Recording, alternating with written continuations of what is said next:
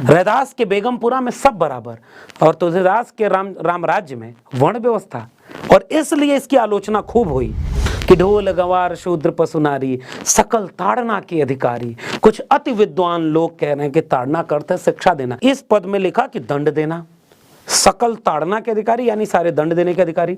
और बाद में अनुवाद कर दे रहे हैं कि हो सकता है ये लोग पढ़ने लगे तो कहें हमको दंड देने की बात क्यों कर रहे हो, तो कह रहे हैं कि हम शिक्षा देने के अधिकारी। रैदास कह रहे थे कि ऐसा चाहूं राज में जहां मिले सबन को अन्न, छोट बड़ो सब संभ रविदास रहे प्रसन्न, और जात जस केलन के पात पात में पात, तस मानुष के जात जात में जात, रविदास मानुष न जुड़े जब तक जात में जात। आसान भाषा में कहूं तो वो जात व्यवस्था के खात्मे का दर्शन करते हैं। अधम जाति में विद्या पाए, भय हूं यथा अहि दूध पिलाए।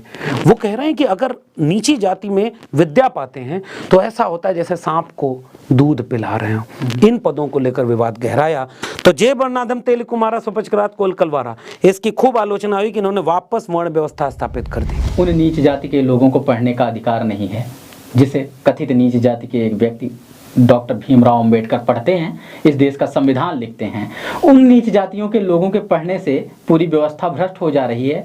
जिस कथित नीच जाति का एक व्यक्ति जो आज खुद प्रधानमंत्री बने हुए हैं, जो पंक्तियां दोहराई जा रही थी, उनकी भी उस जाति का जिक्र हुआ। कबीर साहब का एक दोहा है, एक पद है कि तू कहता कागज की लेखी, मैं कहता आँखन की देखी, तू चाहता उलझावन हारी, मैं चाहता सुलझाई रे, मेरा तेरा मनवा कैसे एक होई रे।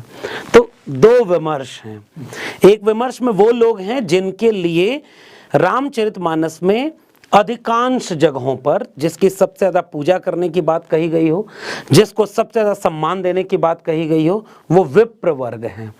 और दूसरी तरफ आप देखेंगे कि केवट और शबरी को गले लगाने और जूठे बेर खाने के प्रसंगों के बावजूद रामचरितमानस का राम राज्य एक वर्ण व्यवस्था पर आधारित राम राज्य है, जिसमें उत्तरकांड में आकर के तुलसीदास अपने उत्तरकांड में कुछ